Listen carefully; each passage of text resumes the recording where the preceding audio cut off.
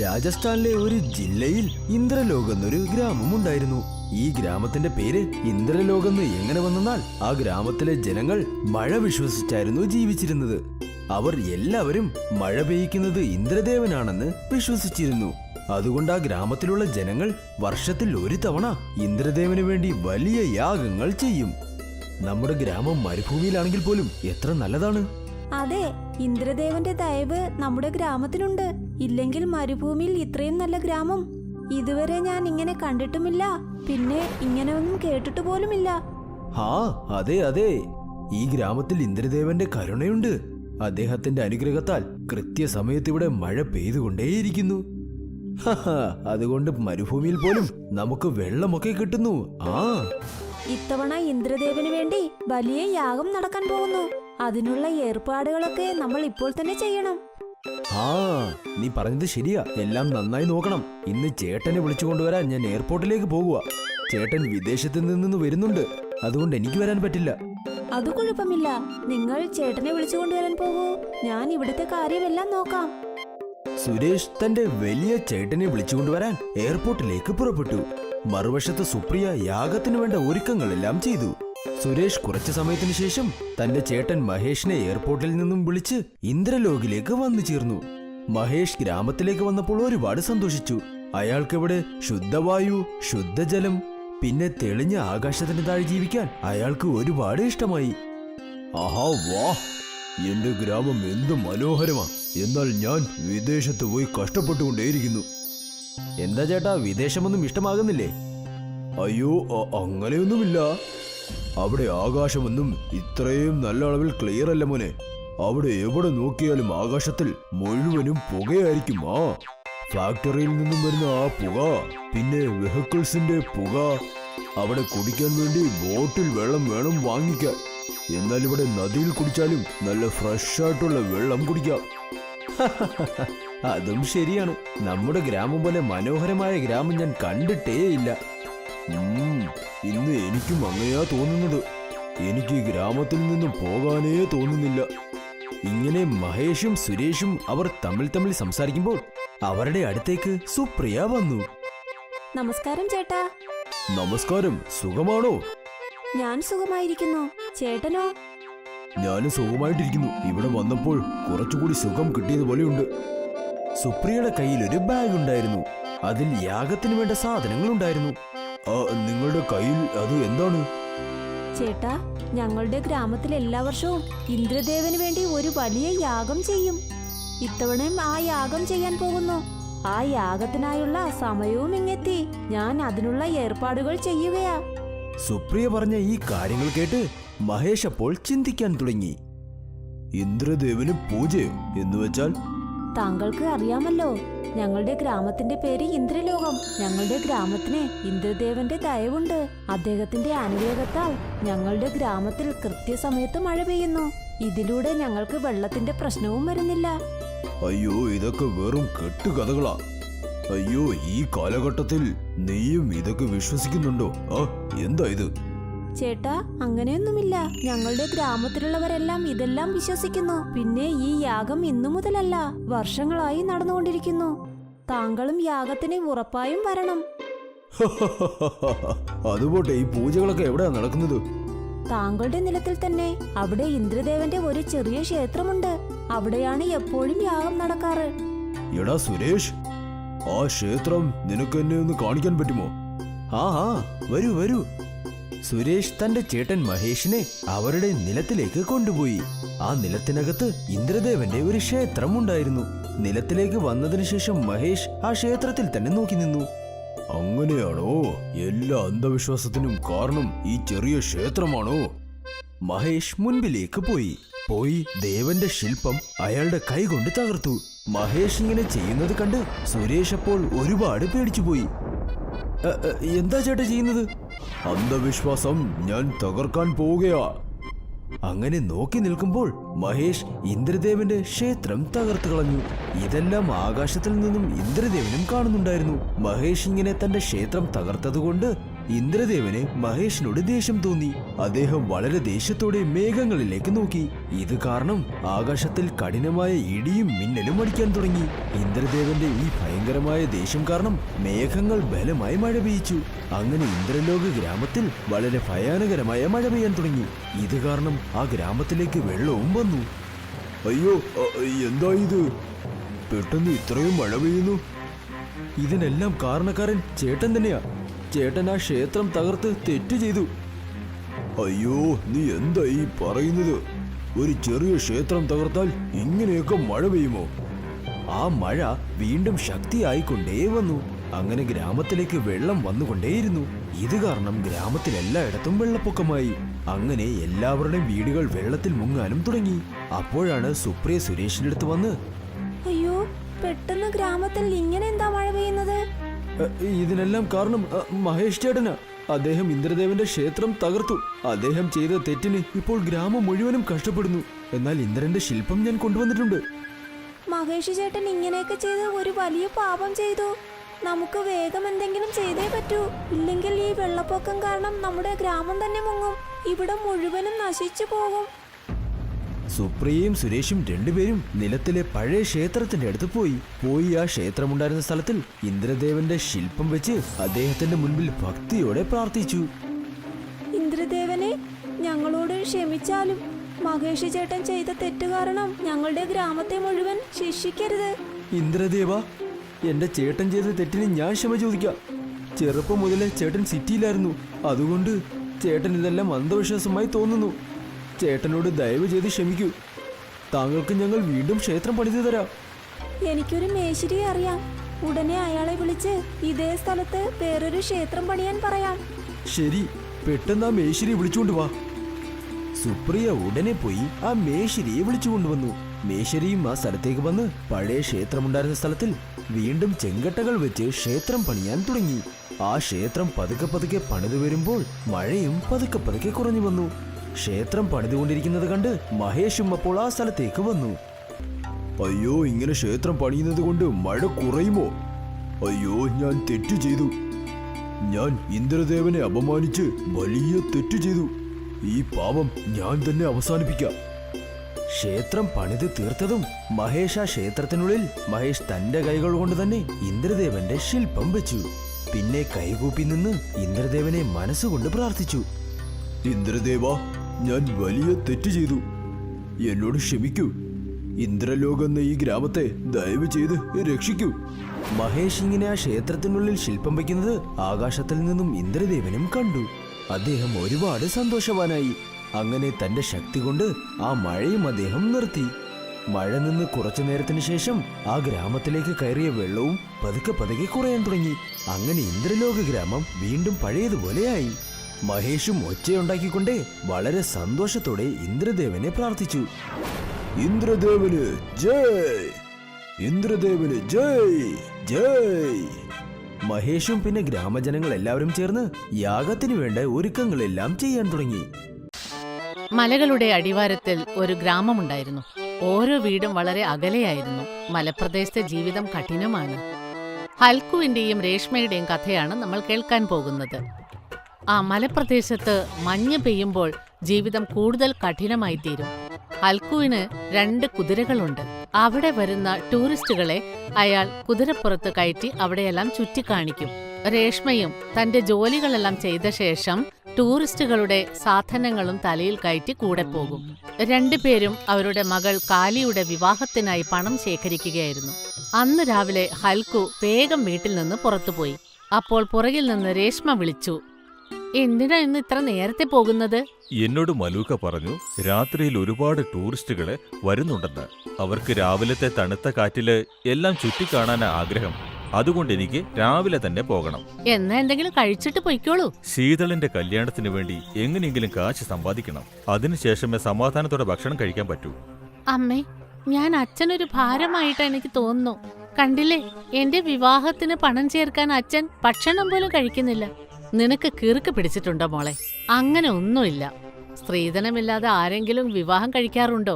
അതുകൊണ്ട് ദിവസക്കൂലിക്ക് വേല ചെയ്യുന്നവർ പണം കുറേശ്ശെ സമ്പാദിച്ചു വെക്കണ്ടേ? രേഷ്മ മകളെ പറഞ്ഞു മനസ്സിലാക്കി. എന്നിട്ട് അവളും ജോലിക്ക് പോയി. ഇങ്ങനെ അവർ പകലുകൾ തള്ളി നീക്കി. എന്നാൽ അതിനുള്ളിൽ മഴക്കാലവും വന്നു. അപ്പോൾ പുറമെ നിന്ന് ടൂറിസ്റ്റുകൾ വരുന്നത് കുറഞ്ഞു തുടങ്ങി. കാരണം മഴക്കാലത്ത് അവിടം അപകടകരമാണ്. അതുകൊണ്ട് ശരിക്ക് ജോലിയില്ലായിരുന്നു. രേഷ്മയുടെ ആരോഗ്യം മോശമായി. അതുകൊണ്ട് അന്ന് അവൾ ജോലിക്ക് പോയില്ല. ഹൽക്കു തനിച്ചാണ് അന്ന് പോയത്. അപ്പോൾ അവരുടെ മകൾ പുറത്തുനിന്ന് അകത്തേക്ക് ഓടി വന്നു. അമ്മേ നോക്ക്, അമ്മേ ഒന്ന് വേഗം വാ. എന്താ ഉണ്ടായത്? അമ്മേ, മഴ പെയ്യുന്നുണ്ട്, അത് കണ്ടില്ലേ? മഴവെള്ളം ശക്തിയായി ഒഴുകിക്കൊണ്ടിരിക്കുകയാണ്. നിന്റെ അച്ഛൻ എവിടെ? അച്ഛൻ കുതിരയും കൊണ്ട് ഇനിയും വന്നിട്ടില്ല. എന്റെ മനസ്സിന് എന്തോ ഒരു വിഷമം. അച്ഛൻ എവിടെയായിരിക്കുമോ? രണ്ടുപേരും സംസാരിച്ചു കൊണ്ടിരിക്കുമ്പോൾ മഴവെള്ളം കുറേശ്ശെയായി അവരുടെ വീട്ടിനടുത്തേക്ക് എത്തി. വീട്ടിനകത്തും വെള്ളം കയറി. അമ്മയും മകളും ഒരു മരക്കഷ്ണത്തിൽ പിടിച്ചുകൊണ്ട് ആ വെള്ളത്തിൽ മുന്നോട്ട് നീങ്ങി. ചുറ്റിലും വെറും വെള്ളം തന്നെ. മനുഷ്യരും മൃഗങ്ങളും വീട്ടിലെ സാധനങ്ങളും എല്ലാം വെള്ളത്തിൽ ഒഴുകിക്കൊണ്ടിരുന്നു. മരക്കഷ്ണങ്ങളും പലകകളും വെള്ളത്തിന്റെ മുകളിൽ ഒഴുകി വന്നു. അമ്മേ, നമ്മൾ മരിക്കുകയാണെങ്കിൽ 3 പേരും ഒരുമിച്ച് മരിക്കണം. പക്ഷെ അച്ഛൻ ഇപ്പോൾ എവിടെയാണ്? ഏത് സ്ഥിതിയിലാണാവോ? എനിക്ക് പേടിയാകുന്നു അമ്മേ. ഈശ്വര, വേണമെങ്കിൽ ഞങ്ങൾ മരിച്ചോട്ടെ, പക്ഷെ എന്റെ അച്ഛന് ഒരാപത്തും സംഭവിക്കരുത്. നമ്മുടെ ഏത് തെറ്റിനുള്ള ശിക്ഷയാണ് ദൈവം തന്നിരിക്കുന്നത്? അപ്പോൾ അവർ ദൂരെ 2 കുട്ടികൾ വെള്ളത്തിൽ മുങ്ങുന്നത് കണ്ടു. അവരുടെ അമ്മയും കൂടെ ഇല്ലായിരുന്നു. നമ്മൾ എന്തൊരു സ്വാർത്ഥരാണ്. നമുക്ക് വേണ്ടി മാത്രം ദൈവത്തോട് അപേക്ഷിച്ചു. ഈശ്വര, എല്ലാവരെയും അവരുടെ കുടുംബങ്ങളോടൊത്ത് ചേർക്കണമേ. വെള്ളം ശക്തിയായി ഒഴുകി. അവരും വളരെ വേഗത്തിൽ മുന്നോട്ട് പോയിക്കൊണ്ടിരുന്നു. അവരുടെ മുന്നിൽ വലിയ പാറക്കല്ലുകൾ ഉണ്ടായിരുന്നു. വെള്ളം അതിൽ ചെന്ന് തട്ടി. ഒരു വലിയ തിരമാല വെള്ളത്തിൽ മുങ്ങിക്കൊണ്ടിരുന്ന മൃഗങ്ങളെയും ജനങ്ങളെയും സാധനങ്ങളെയും തീരത്ത് എത്തിച്ചു. എല്ലാവരും ഈശ്വരന് നന്ദി പറഞ്ഞു. നമുക്ക് വീടും നഷ്ടപ്പെട്ടു. ഇനി നമ്മൾ എങ്ങനെയാണ് ജീവിക്കാൻ പോകുന്നത്? അമ്മേ, അച്ഛനെ എവിടെയാ തിരയുക? അങ്ങോട്ട് പോകാൻ വഴിയൊന്നും കാണുന്നില്ല. ദൈവത്തെ വിശ്വസിച്ചിരിക്കുകയല്ലാതെ വഴിയില്ല. ദൈവത്തോട് പ്രാർത്ഥിക്കാം, അദ്ദേഹം എവിടെയാണെങ്കിലും സുരക്ഷിതനായിരിക്കണമെന്ന്. വീട് നഷ്ടപ്പെട്ട ആ അമ്മയും മകളും വേറൊരു സ്ഥലത്താണ് എത്തിച്ചേർന്നത്. അവർക്ക് ഭക്ഷണം പോലും ഇല്ലായിരുന്നു. നദിയിലെ വെള്ളമല്ലാതെ കുടിക്കാൻ മറ്റൊന്നുമില്ലായിരുന്നു. അമ്മേ, ഇവിടെ കഴിക്കാനും ഒന്നും കിട്ടുന്നില്ല. നമ്മൾ എങ്ങനെയാണ് ജീവിക്കുക? എങ്ങനെയെങ്കിലും മുന്നോട്ട് പോയേ തീരൂ. ഞാനിപ്പോൾ മരിക്കാൻ ആഗ്രഹിക്കുന്നു. കാരണം ഈ ഒരവസ്ഥയിൽ നമ്മൾ എങ്ങനെയാണ് ജീവിക്കുക? അമ്മേ, ഞാനും മരിക്കാൻ ആഗ്രഹിക്കുന്നു. പക്ഷെ അമ്മ ആലോചിച്ചു നോക്ക്, അഥവാ നമ്മൾ മരിച്ച് അച്ഛൻ നമ്മളെയും തിരഞ്ഞു വരികയാണെങ്കിലോ? അച്ഛനും നമ്മുടെ കൂടെ മരിക്കും. അച്ഛൻ ദുഃഖിക്കില്ലേ അമ്മേ? നമ്മുടെ കുതിരകളും ഇപ്പോൾ ജീവനോടെ ഉണ്ടാവില്ല. അവരായിരുന്നു നമ്മുടെ ഉപജീവന മാർഗം. അവരെയും വെള്ളം അടിച്ചു കൊണ്ടുപോയിട്ടുണ്ടാവും. അമ്മേ, ധൈര്യമായിരിക്കൂ. നമുക്ക് മുന്നോട്ട് പോകാം. എന്തെങ്കിലും ഒരു ജോലി കിട്ടാതിരിക്കില്ല. 10 ദിവസം കഴിഞ്ഞാൽ ഈ പ്രഭാവം അവസാനിക്കും. എന്നിട്ട് നമുക്ക് അച്ഛന്റെ അടുത്തേക്ക് പോകാം. എന്നാൽ അതുവരെ നമ്മൾ എങ്ങനെയെങ്കിലും ജീവനോടെ ഇരിക്കണം. രേഷ്മയ്ക്ക് മകൾ പറഞ്ഞത് ശരിയാണെന്ന് തോന്നി. അവർ നടന്ന് ഒരു പുതിയ പട്ടണത്തിലെത്തി. ആ പട്ടണത്തിൽ മഞ്ഞ് വീഴ്ചയുണ്ടായിരുന്നില്ല. മകളുടെ ദൃഷ്ടി ഒരു ആസ്പത്രിയുടെ മേൽ പതിച്ചു. അമ്മേ, അത് നോക്ക്, ഒരു ആസ്പത്രി. നമുക്കവിടെ അടിച്ചു വരുന്ന ജോലി കിട്ടും അമ്മേ. അമ്മയും മകളും ആസ്പത്രിയിൽ ജോലി അപേക്ഷിക്കാനായി ചെന്നു. പറയൂ, എന്താ വേണ്ടത്? ഞങ്ങൾക്ക് കുറച്ച് ദിവസത്തേക്ക് ജോലി വേണം. എന്ത് ജോലി ആയാലും ശരി, ഞങ്ങൾ ചെയ്തോളാം. അതെയോ? എന്നാൽ ഇവിടേക്ക് അടിച്ചു വരുന്ന ജോലി തരാം. ഞാൻ എന്റെ ബോസിനോട് ചോദിക്കട്ടെ. ആ പെൺകുട്ടി അകത്ത് ചെന്ന് അതിനുശേഷം പുറത്തേക്ക് വന്നു. ഞാൻ നിങ്ങളെക്കുറിച്ച് ബോസിനോട് പറഞ്ഞിട്ടുണ്ട്. ഇന്ന് തന്നെ നിങ്ങൾക്ക് ജോലിയിൽ ചേരാം. പക്ഷെ ഈ ജോലി കുറച്ച് ദിവസത്തേക്കേ ഉണ്ടാവൂ. കാരണം ഈ ആസ്പത്രിയിൽ തിരക്ക് കുറച്ച് ദിവസത്തേക്കേ ഉണ്ടാകൂ. അതുകൊണ്ടാണ് ജോലി തന്നത്. നിങ്ങൾക്ക് ദിവസവും 100 രൂപ കൂലി കിട്ടും. ശരി, ഞങ്ങൾ ഇന്നു മുതൽ ജോലി ആരംഭിക്കാം. 2 പേർക്കും എല്ലാം നഷ്ടപ്പെട്ടിരുന്നു. എന്നാൽ ഒരു വിശ്വാസം മാത്രം ബാക്കിയായി. അതുകൊണ്ട് അവർ ജോലി ചെയ്യാൻ ആരംഭിച്ചു. 2 ദിവസത്തിനു ശേഷം മകൾ തറ തുടച്ചുകൊണ്ടിരുന്നു. അപ്പോൾ അവൾ വാർഡിലേക്ക് ശ്രദ്ധ പതിപ്പിച്ചു. അവിടെ ഒരാൾ ജനാലയുടെ താഴേക്ക് ചാടാൻ നോക്കുകയായിരുന്നു. അവൾ ഓടി അദ്ദേഹത്തെ പുറകിൽ നിന്ന് പിടിച്ചു. ജീവിതത്തിൽ സംഘർഷങ്ങൾ ഉണ്ടാകും. അതിന് നമ്മൾ ആത്മഹത്യ ചെയ്യുകയല്ല ചെയ്യേണ്ടത്. അപ്പോൾ ആ മനുഷ്യൻ പിറകോട്ട് തിരിഞ്ഞു നോക്കി. രണ്ടുപേരുടെയും ശ്വാസം നിന്നുപോയി. കാരണം ആ മനുഷ്യൻ ഹൽക്കു ആയിരുന്നു. രണ്ടുപേരും കെട്ടിപ്പിടിച്ചു. എന്നിട്ട് കരയാൻ ആരംഭിച്ചു. അപ്പോഴേക്കും രേഷ്മയും അവിടെ എത്തി. 3 പേരും അവരവരുടെ ഇപ്പോഴത്തെ സ്ഥിതിയെക്കുറിച്ച് സംസാരിച്ചു. ഇവളുടെ വിവാഹത്തിനു വേണ്ടി ചേർത്ത് വെച്ച പണം മുഴുവനും വെള്ളത്തിൽ നഷ്ടപ്പെട്ടു. ഇനി നമ്മൾ എന്ത് ചെയ്യും? രേഷ്മ, ഈ ചെറിയ കാര്യം നീ എന്തിനാ വലുതാക്കി പറയുന്നേ? വെള്ളത്തിൽ ഒഴുകിപ്പോയത് കാശാണ്, അല്ലാതെ നമ്മളല്ല. അതുമാത്രമല്ല, ശീതളിപ്പോ വളരെ ചെറിയ കുട്ടിയല്ലേ. സുരേഷ് ഒരു കൂലിപ്പണിക്കാരനാണ്. കാന്താഭായിയും ഓരോ വീടുകളിലും ജോലിക്കായി പോകുന്നു. രണ്ടുപേരും തങ്ങളുടെ മകനു വേണ്ടി കുഞ്ഞിനെ തനിച്ചാക്കിയിട്ടാണ് പോകുന്നത്. അവൻ വീട്ടിന്റെ പുറത്ത് മണ്ണിൽ കളിച്ചുകൊണ്ടിരിക്കും. ഒരു ദിവസം അമിത്തിന് പനി വന്നു. കാന്താഭായി ജോലിക്ക് പോകാൻ പുറപ്പെടുകയായിരുന്നു. അതിനു മുൻപ് അമിത്തിന് ഉമ്മ വയ്ക്കാനായി അവർ മുന്നോട്ട് ചെന്നപ്പോൾ അമിത്തിന്റെ നെറ്റിക്ക് നല്ല ചൂടുണ്ടായിരുന്നു. അയ്യോ, എന്റെ മകന് നല്ല പനിയുണ്ടെന്ന് തോന്നുന്നു. ഞാനെങ്ങനെയാ ജോലിക്ക് പോവാ? പക്ഷെ എനിക്ക് ജോലിക്ക് പോവാതിരിക്കാനാവില്ലല്ലോ. പോയില്ലെങ്കിൽ ആ ചേച്ചി ദേഷ്യപ്പെടും.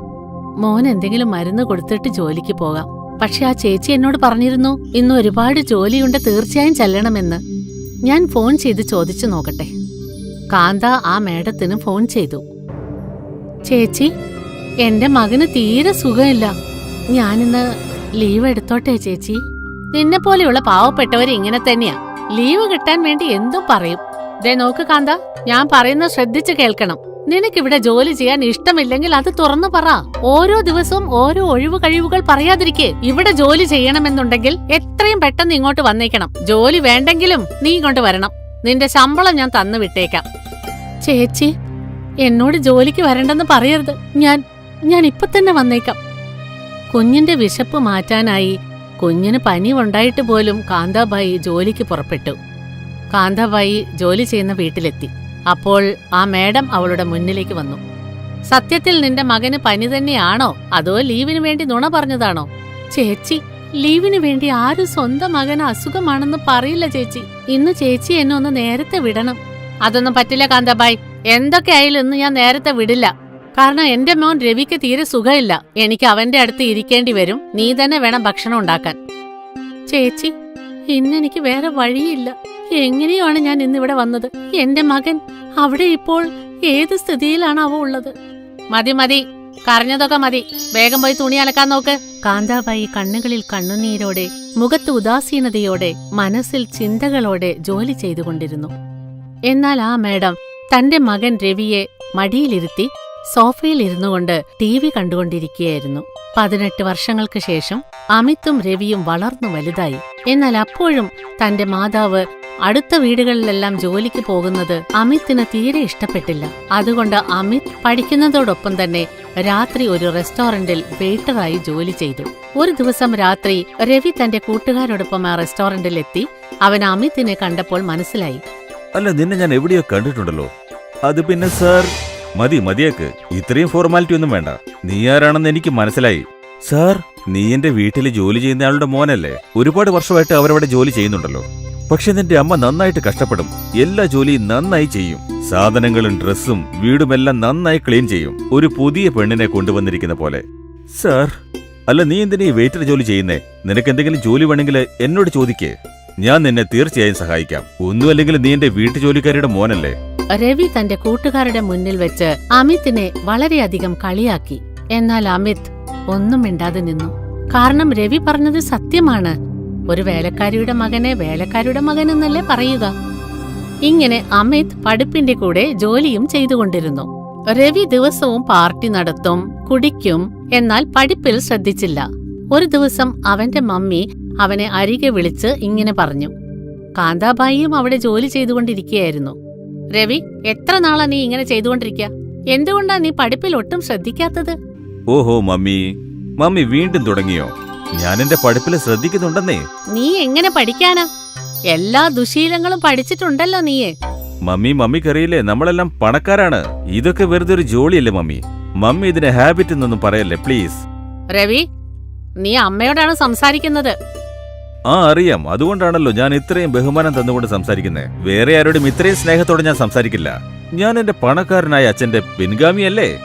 എനിക്ക് വേറെ എവിടെയും പോയി ജോലി ചെയ്യാൻ പറ്റില്ല. ഞാനൊരു ബിസിനസ് ചെയ്യാൻ പോവുക.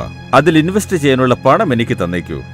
നീ കണ്ടില്ലേ, ജോലിക്കാരുടെ മകനെ, അവൻ പഠിക്കുന്നതോടൊപ്പം ജോലിയും ചെയ്തുകൊണ്ടിരിക്കുന്നു. അമ്മയെക്കുറിച്ച് എന്തൊരു ചിന്തയാണ് അവന്.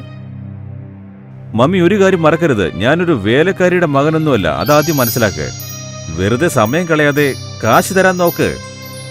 രവി മമ്മിയോട് വഴക്കിട്ട് പണവും വാങ്ങിക്കൊണ്ട് പോയി. എന്നാൽ അതേസമയം അമിത് വളരെയധികം അധ്വാനിച്ചു. ഫലം എന്താണെന്നറിയാമോ? അമിത് സ്വയം ഒരു ആപ്ലിക്കേഷൻ സോഫ്റ്റ്വെയർ ഡെവലപ്പ് ചെയ്തു.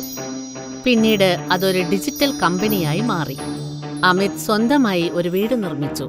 അമ്മയ്ക്ക് വേണ്ടി വീട്ടിലൊരു വേലക്കാരിയെ നിയമിച്ചു. എന്നാൽ അതേസമയം രവി ഒരു ജോലിയും ചെയ്തില്ല. രവി, നിന്റെ കമ്പനി എവിടെ? ഇന്നുവരെ ഞാൻ നിന്റെ കമ്പനി കണ്ടിട്ടില്ലല്ലോ. മമ്മി, എനിക്ക് കുറച്ചുകൂടി കാശ് വേണം. ഞാൻ ഇന്നുവരെ നിനക്ക് 50 ലക്ഷം രൂപയാ തന്നിരിക്കുന്നത്. മമ്മി, അത്യാവശ്യമാണ്. ബാങ്കിൽ നിന്ന് ലോണെങ്കിലും ഒന്ന് എടുത്തതാ, അല്ലെങ്കിൽ ഞാൻ ഇൻവെസ്റ്റ് ചെയ്ത കാശെല്ലാം വെറുതെ ആവും. അല്ലെങ്കിൽ നമുക്ക് ഈ വീട് പണയം വെച്ച് കാശ് വാങ്ങിയാലോ? രവിയുടെ മമ്മി അവൻ പറഞ്ഞത് വിശ്വസിച്ചു. വീട് പണയം വെച്ച് അവൻ ആവശ്യപ്പെട്ട പണം കൊടുത്തു. കുറച്ചു ദിവസങ്ങൾക്ക് ശേഷമാണ് അവന്റെ മമ്മിക്ക് മനസ്സിലായത് അവൻ ചൂത് കളിക്കുന്നുണ്ടെന്ന്. പണം മുഴുവനും ചൂത് കളിച്ച് അവൻ നഷ്ടപ്പെടുത്തി. എന്നാൽ അമിതിന് സ്വന്തമായിട്ടൊരു കമ്പനിയുണ്ട്. എന്നാൽ അവൻ എപ്പോഴും തന്റെ പഴയ ജീവിതത്തെക്കുറിച്ച് ചിന്തിച്ചു. കാന്താബായി മകന്റെ കൂടെ രവിയുടെ വീട്ടിലേക്ക് ചെന്നു. ചേച്ചി, ഞാൻ ചേച്ചിക്ക് മധുരം തരാൻ വന്നതാണ്. എന്റെ മകൻ എന്നെ സന്തോഷിപ്പിച്ചിരിക്കുകയാണ്. എന്നാൽ ചേച്ചി, എനിക്കൊരു കാര്യം പറയാനുണ്ട്. ഭഗവാൻ ഒരിക്കലും ആരെയും അഹങ്കരിക്കാൻ വിടില്ല. എന്തുകൊണ്ടെന്നാൽ കാലം ഒരിക്കലും ഒരുപോലെ ആയിരിക്കില്ല. കാന്താബായി തന്റെ മകന്റെ കൂടെ കാറിൽ വീട്ടിലേക്ക് തിരിച്ചുപോയി. പക്ഷേ ലജ്ജ കൊണ്ട് രവിയുടെയും അവന്റെ മമ്മിയുടെയും കണ്ണുകൾ നിറഞ്ഞു.